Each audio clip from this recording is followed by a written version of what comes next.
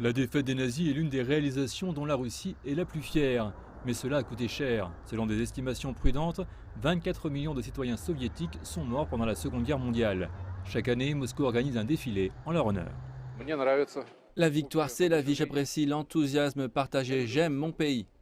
Le défilé est une célébration. C'est une démonstration de grandeur, une démonstration de force.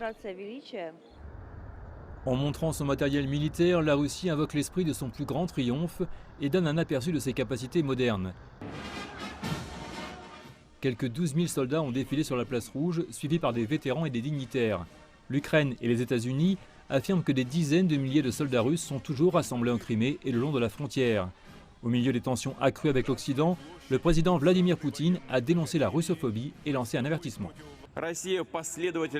La Russie défend systématiquement le droit international, tandis que nous défendrons fermement nos intérêts nationaux et assurerons la sécurité de notre peuple. Les vaillantes forces armées de la Russie, héritières des soldats de la victoire, en sont des garanties fiables.